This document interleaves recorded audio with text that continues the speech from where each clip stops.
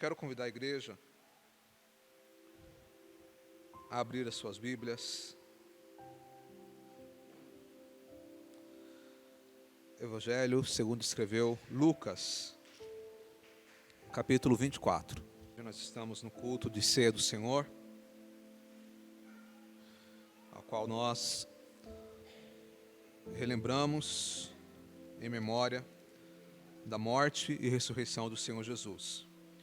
Quero ler com os irmãos Lucas capítulo 24, versículo 44 em diante. Eu leio, os irmãos somente acompanhem. Que diz assim: E disse-lhes: São estas as palavras que eu vos disse, estando ainda convosco. Convinha que se cumprisse tudo o que de mim estava escrito na lei de Moisés, e nos profetas, e nos salmos. Então abriu-lhes o entendimento para compreenderem as Escrituras. E disse-lhes: Assim está escrito, e assim convinha que o Cristo padecesse, e ao terceiro dia ressuscitasse dos mortos, e em seu nome se pregasse o arrependimento e a remissão dos pecados em todas as nações, começando por Jerusalém. Amados, os versículos que nós acabamos de ler são as últimas recomendações de Jesus antes dele ser recebido nos céus. Jesus morreu na cruz, ressuscitou ao terceiro dia, depois ele ficou com seus discípulos mais 40 dias, e depois ele foi recebido ao céu. Ele subiu diante dos seus olhos, foi subindo até que ele desapareceu nas nuvens. E antes dele ser recebido nos céus, ele deu as suas últimas recomendações, que são essas daqui. E também estão descritas nos outros evangelhos. E são palavras que merecem a nossa atenção, porque foram as últimas palavras de Jesus. Imagine que você estivesse prestes a partir dessa vida para outra, partir para a eternidade. Quais seriam as suas últimas palavras? O que você iria dizer para as pessoas mais próximas? O que você iria dizer para as pessoas que você mais ama? Principalmente porque o Senhor Jesus, Ele dedicou a vida dele a uma missão. Ele dedicou a sua vida para salvar a humanidade. Então essa obra que ele tinha iniciado, e que ele deu a sua vida, ele morreu na cruz, ele sofreu, essa obra seria continuada pelos seus discípulos. Então perceba que essas últimas recomendações, elas são importantíssimas, porque era a última oportunidade que Jesus tinha para falar com eles fisicamente, literalmente, de uma forma que eles enxergassem visualmente o Mestre. Então são palavras que merecem a nossa atenção. E essas últimas palavras de Jesus, elas falam sobre a missão central da igreja.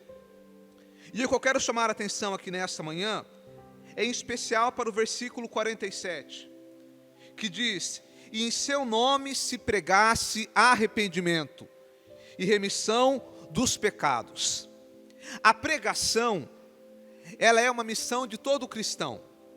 Pregação não é apenas o que eu estou fazendo aqui. Pregar o Evangelho é uma missão de todos nós. Quando você fala de Jesus para alguém, quando você fala do que você acredita para alguém, quando alguém vem com alguma ideologia contrária à palavra, e você se posiciona, falando aquilo que a palavra diz, isso é uma pregação. Pregar é levar o Evangelho, é falar as boas novas, é reproduzir para as pessoas aquilo que Jesus ensinou para nós. Então Jesus falou para pregar, mas essa pregação que ele diz, no versículo 47 diz: E em seu nome, como eu disse na semana passada, que só há um nome para que possamos ser salvos, o nome de Jesus. E aí ele fala: se pregasse arrependimento. E é sobre isso que eu quero falar nesta manhã, sobre o verdadeiro arrependimento. Perceba que a missão de Jesus é que a igreja pregasse em suma sobre arrependimento. Arrependimento, irmãos, é uma palavra fundamental na nossa fé. Arrependimento é uma palavra central na nossa fé. Mas o que me chama a atenção é que, embora Jesus falou para nós pregarmos sobre arrependimento, em nossos dias quase não se fala mais sobre isso. Quase não se fala mais sobre arrepender-se de pecados. Porque hoje em dia é muito mais interessante falar sobre prosperidade. É muito mais interessante falar que Deus vai te dar carro, que Deus vai te dar casa, que vai ser porção dobrada, que vai ser a glória da segunda casa, que a porta vai se abrir, que vai ser o ano da porção tripla, o ano dos lagares transbordando. É muito mais cômodo. Agora, quando você fala sobre arrependimento, é uma palavra de confronto. É uma palavra que nos confronta. Mas esse é o Evangelho. O Evangelho é negar-se a si mesmo, tomar a sua cruz e seguir a Jesus. E Jesus fala para pregarmos sobre arrependimento. Então nesta manhã eu quero falar sobre isso. Em primeiro lugar, o que é arrependimento? O que é o verdadeiro arrependimento genuíno que Jesus falou para nós pregarmos? Antes de eu falar o que é arrependimento, eu tenho que falar o que não é arrependimento.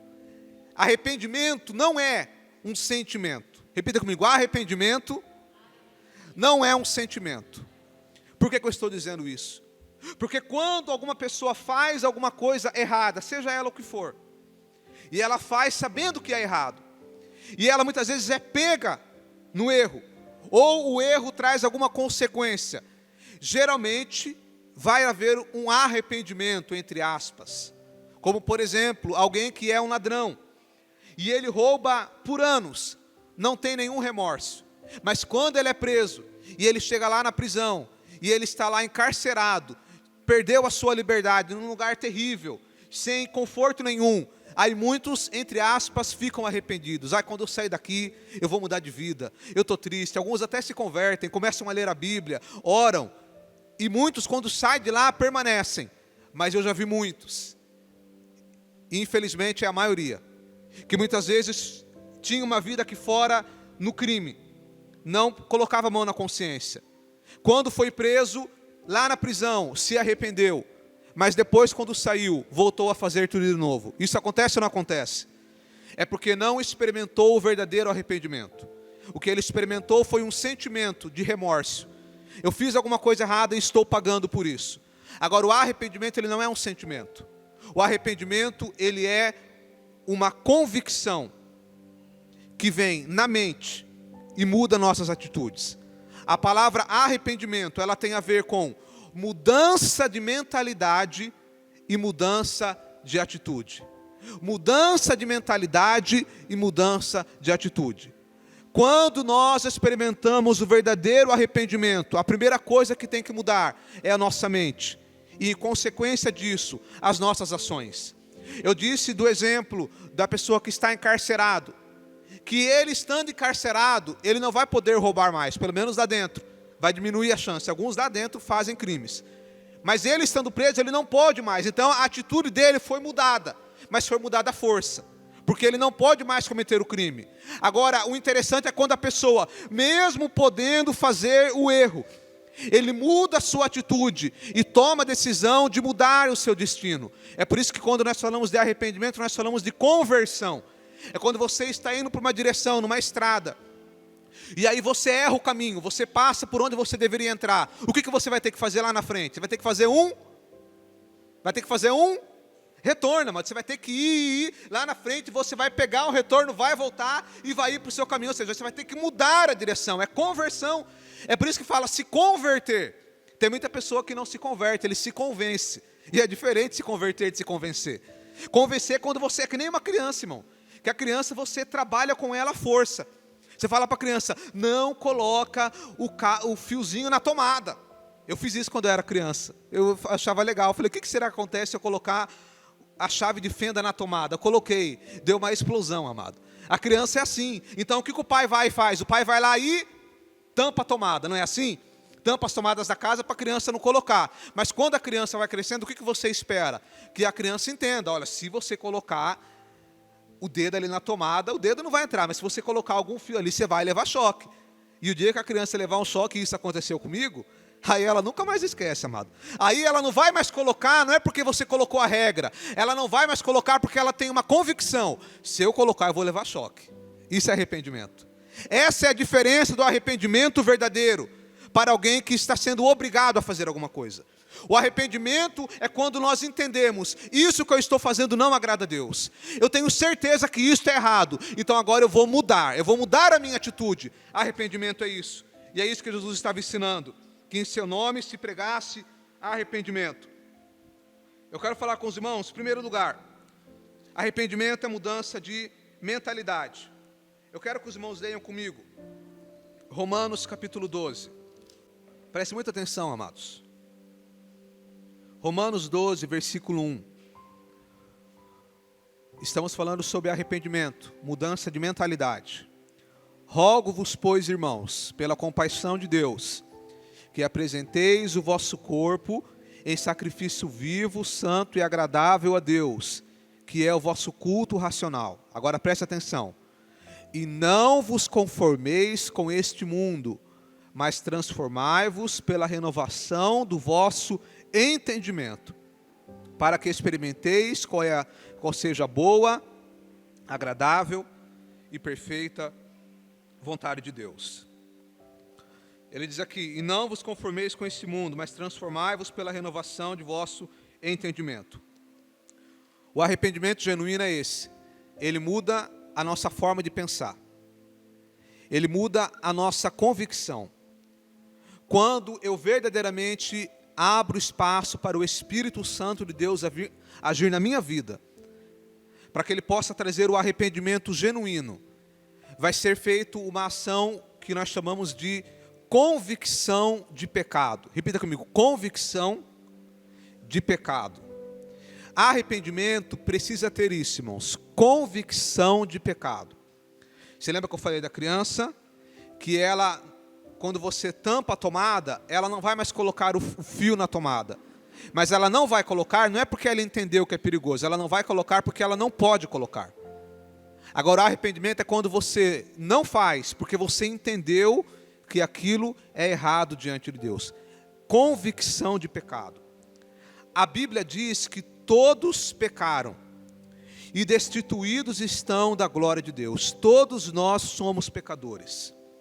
Algumas pessoas dizem, eu não mato, eu não faço mal para o outro, então eu vou para o céu. Mas as pessoas não entendem que você ser um cidadão honesto, um cidadão de bem, não faz de você uma pessoa perfeita e santa. O pecado é algo muito mais amplo do que isso. Ou vai dizer que você nunca ficou irado. Vai dizer que você nunca falou alguma palavra que você não deveria falar. Vai dizer que você nunca cometeu uma ação que não deveria cometer. Todos nós pecamos, todos nós somos pecadores. Paulo disse assim, que ele era o principal dos pecadores. Então quando alguém fala assim, eu não vou na igreja porque todo mundo é pecador lá. É verdade, todo mundo aqui é pecador mesmo. E Jesus veio para salvar os pecadores. Então é por isso que nós temos que ter a convicção do pecado. Só que o inimigo, e agora eu quero que você preste muita atenção. O inimigo, sabendo que o primeiro passo para que alguém se aproxime de Deus é que haja arrependimento. E o arrependimento deve haver convicção do pecado. A pessoa tem que estar convicta de que as práticas que ela está fazendo são pecaminosas.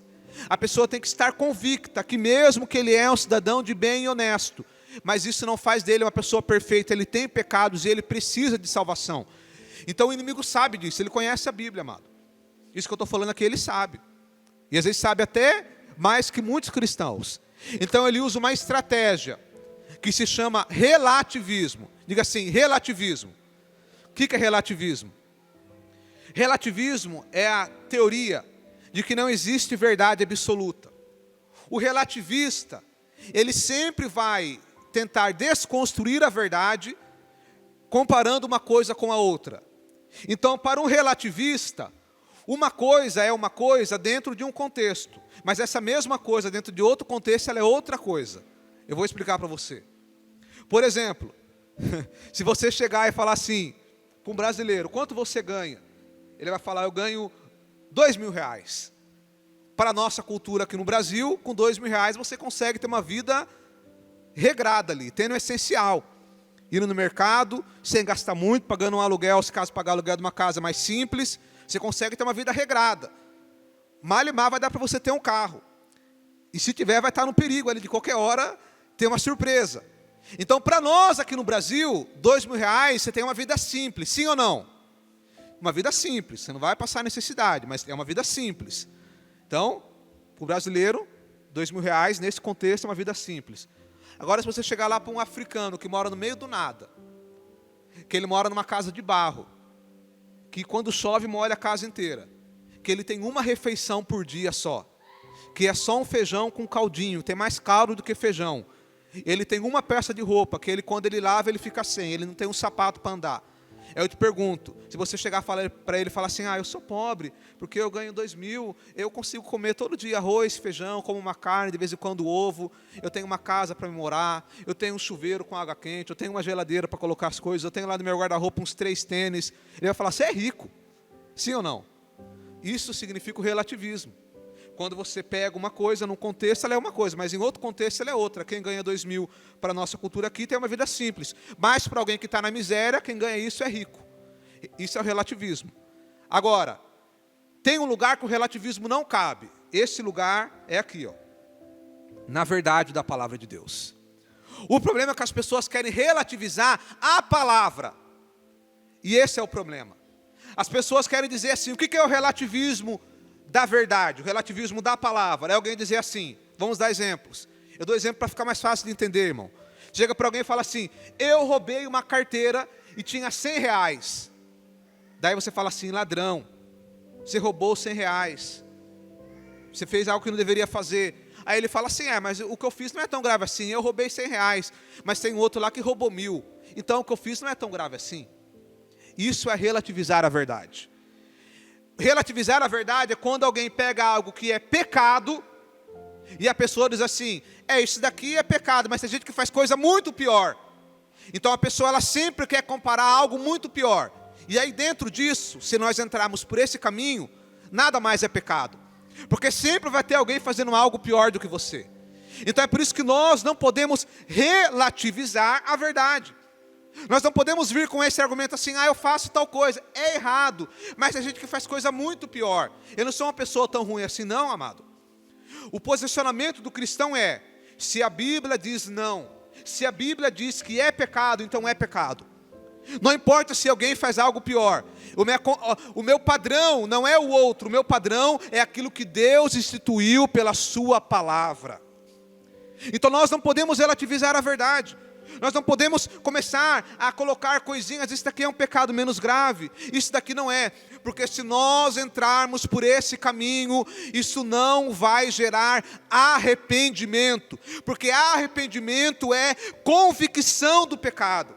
E quando eu começo a relativizar a verdade, nada mais é pecado. Nada mais é tão errado assim. Então, em primeiro lugar, arrependimento é convicção de pecado. Segundo lugar, arrependimento é mudança de atitude. Então arrependimento, eu mudo a minha mentalidade. Eu tenho convicção que eu sou pecador. E agora a partir disso, eu mudo a minha atitude. Eu começo a agir diferente. Não adianta apenas eu falar, eu sou pecador, todos nós somos. Mas eu viver a minha vida sem nenhuma preocupação de agradar a Deus. O verdadeiro cristão arrependido, ele muda a sua vida. Ele vai em direção à vontade de Deus. Não quer dizer que nós somos perfeitos, mas eu vivo para agradar a Deus. Eu quero ler com os irmãos um texto. Lucas capítulo 19. Abra juntamente comigo, amados. Para nós vermos um exemplo aqui de mudança de atitude. Já falamos de mudança de mente, de mentalidade. Agora mudança de atitude. Lucas 19, versículo 8, diz assim: E levantando-se Zaqueu disse ao Senhor, Senhor, eis que dou aos pobres metade dos meus bens, e se em alguma coisa tenho defraudado alguém, o restituo quadruplicado. E disse Jesus, hoje venho salvação a esta casa, pois também este é filho de Abraão. A história de Zaqueu, irmãos, é interessante. Porque Zaqueu, ele era um cobrador de impostos. Naquela época, os cobradores de impostos, em sua grande maioria, eram corruptos. porque nada mais era do que judeus que trabalhavam para Roma. O trabalho em si deles não era pecaminoso, era um trabalho como qualquer outro. O problema é que a maioria deles extorquia o povo. Então ele ia cobrar o imposto e ele dizia, olha, você vai ter que pagar aqui 10 moedas. Só que na verdade o que Roma tinha pedido era 5, mas ele fazia a pessoa dar mais 5. Então eles extorquiam as pessoas, eles eram corruptos.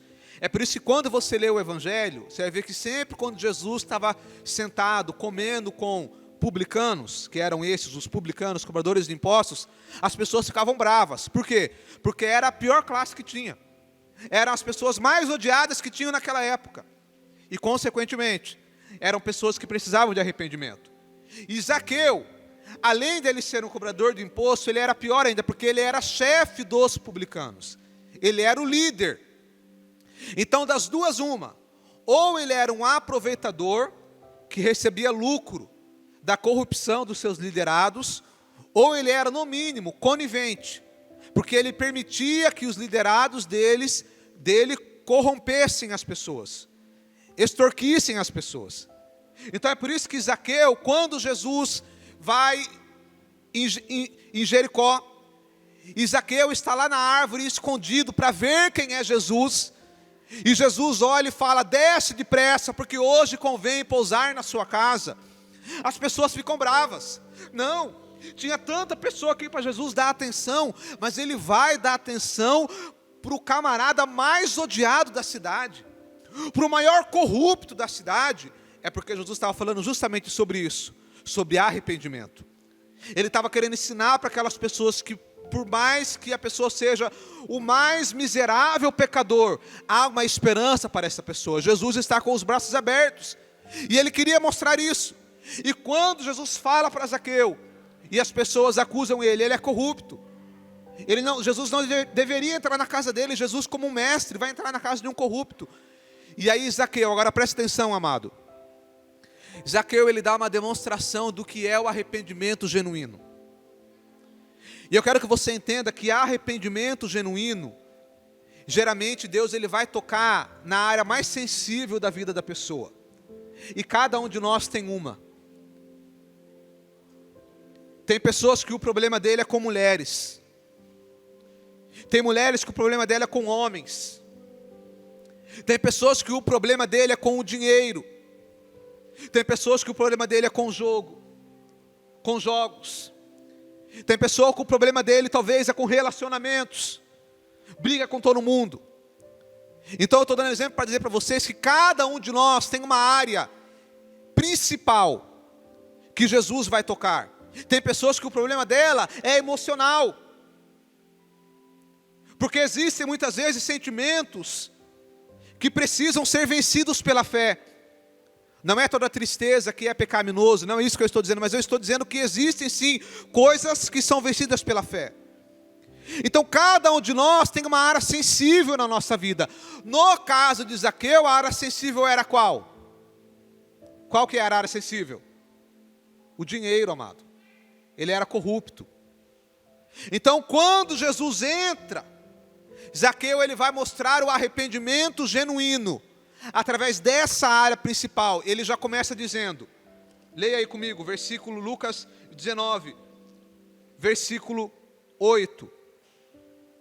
E levantando-se Zaqueu disse ao Senhor, Senhor, ele disse para Jesus, eis que dou aos pobres metade dos meus bens. Irmão, para aqui, irmão. Ele disse para Jesus, eu vou dar, eis que dou. Aqui ele disse no tempo presente.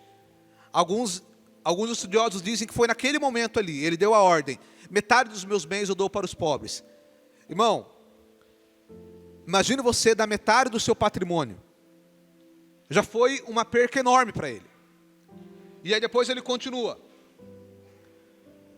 E se em alguma coisa tenho defraudado alguém, o restituo quadruplicado. Algumas pessoas vão dizer assim, está vendo? Ele não era corrupto, porque ele disse assim, e se em alguma coisa tenho defraudado alguém. Porém, quando ele diz essa expressão, e se, é uma forma dele reconhecer, tenho defraudado alguém, depois ele diz assim, ó, restituo, quadruplicado, ele disse restituo no tempo presente. Então a maior prova que ele é corrupto é porque ele era chefe dos publicanos. Então ou ele lucrava ou ele era conivente. Então ele era corrupto. Então quando ele fala, vou restituir quadruplicado, a lei dizia que quando você defraudava alguém, a lei de Moisés dizia que você tinha que restituir e dar 20% a mais. Zaqueu fala, vou dar 4 vezes. Ou seja, irmãos, muito possivelmente Zaqueu faliu aqui nesse dia. Muito possivelmente ele quebrou financeiramente. Isso é um arrependimento. Ele mudou o rumo da sua vida. Ele enricou ilicitamente. Então agora ele toma um posicionamento que com certeza, ou muito provavelmente, significou a falência financeira. Mas ele mudou a sua vida, ele mudou a sua atitude. Ele tomou uma nova direção. E isso é arrependimento. O arrependimento é mudança de atitude. Eu disse aqui na semana passada para os irmãos, como foi na minha vida. Quando eu com 15 anos decidi servir a Deus.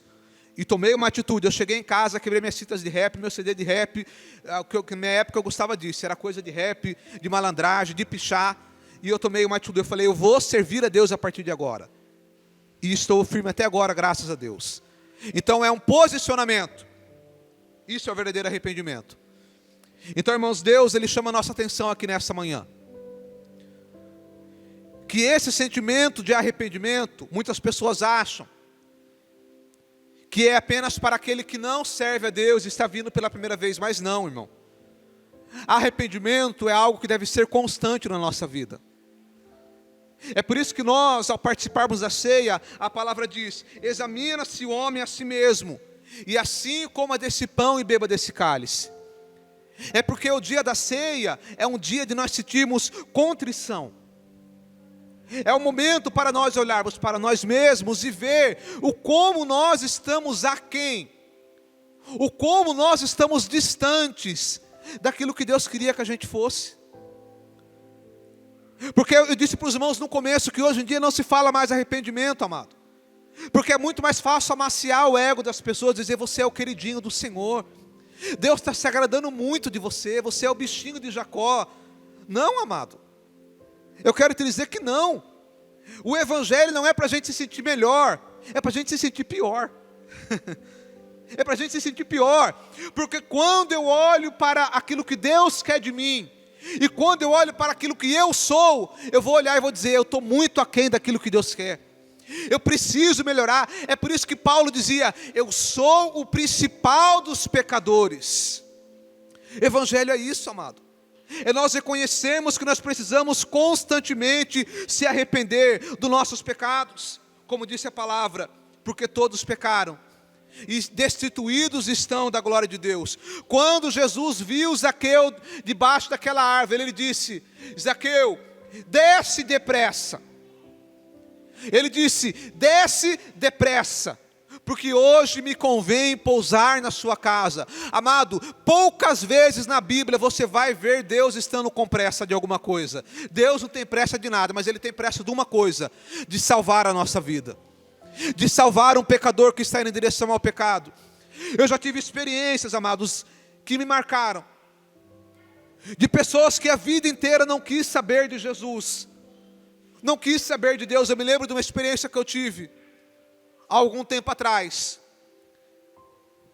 De uma senhora que ela não queria saber de Jesus.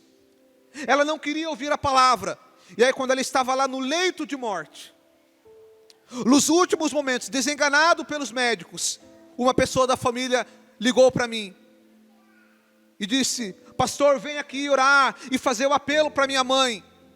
E quando a pessoa mandou essa mensagem, quando eu fui ver, a mãe já tinha partido. E aí só Deus sabe se foi salvo ou se não foi. Sabe por quê, amados? Porque o dia de amanhã pertence a Deus. O hoje é a nossa oportunidade de fazer a vontade de Deus. Quando nós falamos de arrependimento, eu falo para a pessoa que não serve a Deus ainda, que ainda não entregou a sua vida para Jesus, mas eu também falo para nós que já servimos a Deus, amados. E quantas vezes que nós vamos esfriando na fé. Agora preste muita atenção, porque essa palavra vem da parte de Deus para nós aqui nesta manhã. Quantas vezes, amados, que nós vamos deixando a chama do Espírito esfriar em nossas vidas, e nós começamos a ficar que nem a igreja de Laodiceia, começamos a servir a Deus com mornidão. Mas nós temos que ter em nosso coração um fervor espiritual, amado. Aquele fervor que quando nós vemos o pecado ele nos enoja. Porque nós somos convertidos de verdade. Nós não somos conformados com este mundo. E nessa manhã Deus está chamando a nossa atenção, amado. Quantas coisas que há anos atrás eu e você olhávamos e dizíamos, isso daqui é pecado. E hoje nós vamos nos acomodando com o mundo. E eu não estou falando aqui de roupa, eu estou falando de coisas muito mais profundas, que muitas vezes nós estamos abandonando. E nós precisamos nesta manhã olhar para nós mesmos e falarmos: Deus, faz de mim conforme a sua vontade. Deus, purifica a minha vida e tira aquilo que não lhe agrada. Nós precisamos nos arrepender de verdade, amados. Porque às vezes Deus ele está disposto a estender a sua mão e realizar grandes coisas nas nossas vidas. Mas muitas vezes nós estamos distantes de Deus. Nós estamos muitas vezes dentro da igreja, mas longe de Jesus. Mas que nesta manhã nós possamos abrir o nosso coração e permitir que Jesus entre em nossa casa, como ele entrou na casa de Zaqueu. E ele disse: hoje há salvação nesta casa. E essa casa que eu falo é o nosso coração. Se coloque de pé, por gentileza, amados.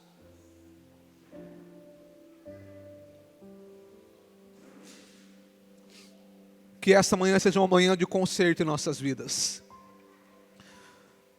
Fecha os teus olhos. Pai querido, no nome do Senhor Jesus, nós te damos graças, Senhor, pela tua palavra. Nós te damos graças, Senhor, pela oportunidade de te servir. E pelo teu sacrifício feito por nós na cruz do Calvário. Ó meu Deus, quantas vezes que nós estamos vivendo, Senhor, uma vida sabendo que nós estamos tomando atitudes e costumes e hábitos que não lhe agradam. Ó Deus, e que nessa manhã o teu Espírito Santo possa tocar em cada coração e possa mostrar para nós exatamente a área que nós precisamos mudar, Senhor. Que haja mudança de mente, que haja mudança de atitude.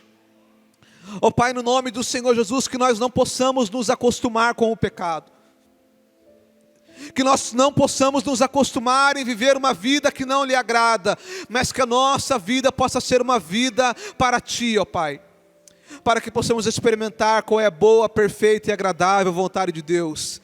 Ó Espírito Santo, nós pedimos perdão pelos nossos pecados nesta manhã. Ó Deus, nos perdoa nesta manhã pelas palavras que nós falamos que não lhe agrada. Nos perdoa, Senhor, pelos pensamentos que nós pensamos, pelas ações que nós fizemos. E que a partir deste momento o Senhor possa nos dar graça para nos posicionarmos conforme a tua vontade. Senhor, que aonde essa palavra chegar, seja para aqueles que estão aqui presencialmente, ou para aqueles que vão ouvir nas redes sociais, que o teu Espírito possa agir, porque a tua palavra diz que é o teu Espírito Santo que convence o homem do pecado, da justiça e do juízo. Que o teu Espírito Santo possa trabalhar em cada coração, ó Pai, e possa nos libertar de todo pecado, de toda cadeia, de toda algema, de todo vício. Ó Deus, em nome do Senhor Jesus, esse é o nosso pedido, ó Pai, nesta manhã. Que o Senhor transforme os nossos corações para nos aproximarmos de Ti. Esse é o nosso pedido, Pai, no nome do Senhor Jesus. Em nome de Jesus. Amém e amém.